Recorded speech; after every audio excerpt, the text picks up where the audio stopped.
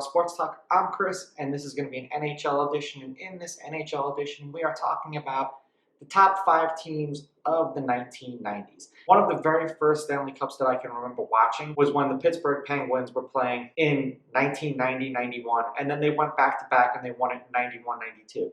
This was with Mario Lemieux and Jaromir Jagr. Then the Montreal Canadiens won it in 1993, the last time that they won it and the last time that any Canadian team has won it. Let's just pause a moment and say a little prayer for our Canadian friends. And then in 1994, the New York Rangers did it. 1995 was the Devils. 1996 was the Colorado Avalanche. 97 and 98 with the Detroit Red Wings. 99 was the Stars. And then we kind of rounded out 99-2000 was the Devils. What team was the most dominant of this decade? To me, immediately, you can't go through this decade or this generation without going the Pittsburgh Penguins. Now, I'm going to put the Pittsburgh Penguins at number 5 just because we don't know what could have happened had Mario Lemieux not gotten sick and not missed all of that time. They won 2 championships back-to-back. Had he been playing all of those games, I think that he probably would have won another championship. Kind of hard to argue that those Penguins teams were great. Then at number 4, I have to put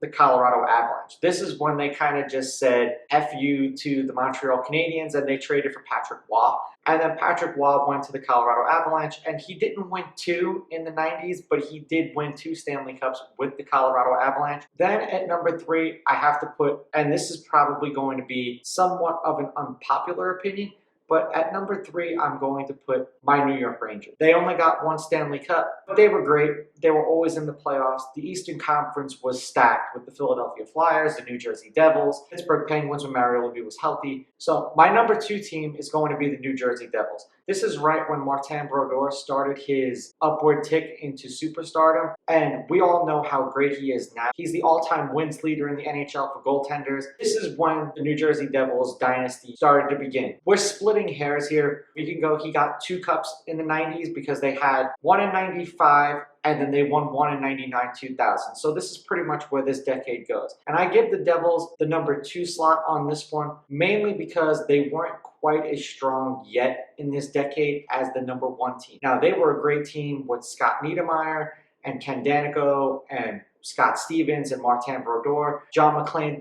Their roster was great. They were always in the playoffs. It always seemed like it was my Rangers or the Devils, and when the Devils got eliminated, it was usually by the Rangers. But when they made it to the Cup, usually won in the 90s. So I give them the number 2 slot only because the team that was number 1, which in my opinion was the Detroit Red Wings, they had a superstar team. They were just loaded head to toe with all-stars. You had Chris Chelios, you had Steve Yzerman, Chris Osgood, Mike Vernon.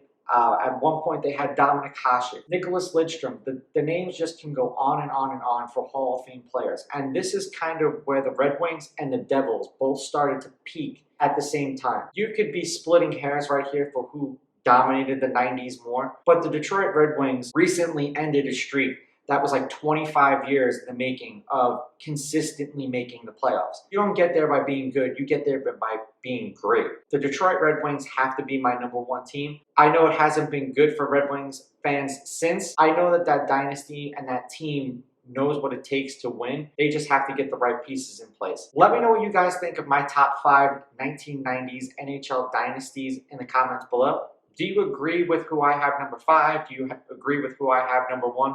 Don't forget to like and subscribe to my channel. Follow me on Instagram at Raw Sports Talk. Follow me on Twitter at Raw Sports Talk 1. I'll catch you guys in the next episode. I'm out. Ooh, baby, I like it raw. Yeah, baby, I like it